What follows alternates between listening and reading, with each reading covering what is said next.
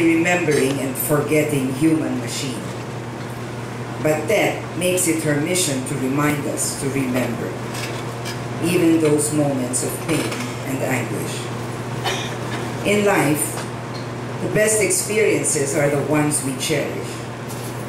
But there is something in our humanity that, strangely enough, gives memories of grief or violence equal billing.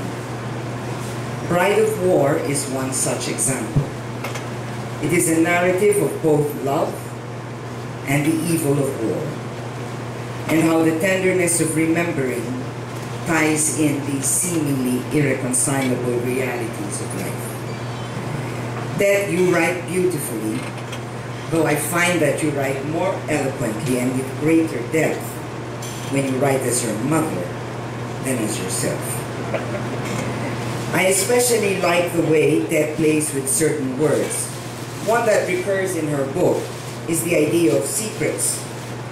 From her parents' secret wedding, known to the entire army because of the background check on the bride-to-be, but a secret nonetheless because the groom would not tell his mother.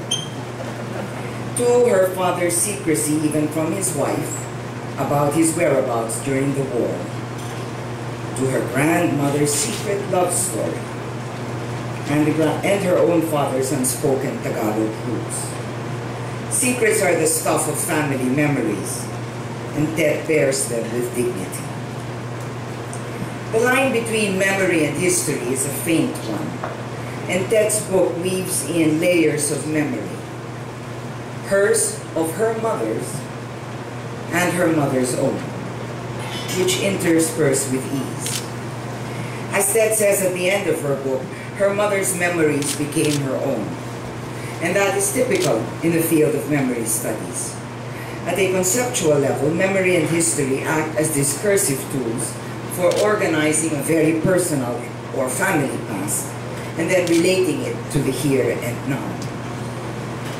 But at the practical level, memory and history pose a manner of engagement with a lived past and all the recollections, diaries, traces, whiffs of homemade chorizo and empanada and mongo, you can tell which parts attracted me, that together form a way of understanding the past. Indeed, guided by her mother's notes, Tet skillfully puts together bits and details of the past and then links them to the present.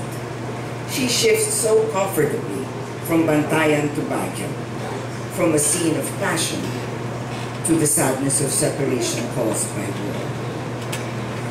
Tet, you have been able to piece all these in a coherent flow of episodes, and I salute you. Contrary to the common perception of memory as a mere jumble of fragments, Tet presents as a firm narrative that connects from one chapter to the next. Reading Tet reminds me of how Anne Muxel describes family history, and I quote, "Family memory is also and above all a presence inside us, which recalls itself to us on the basis of images, impressions, and sensations.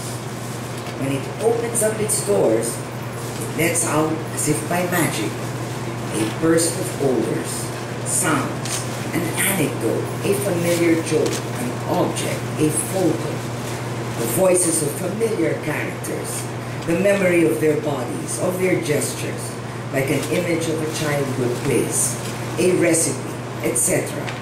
All of these evocations working as cues to bring the past back into the present," end quote.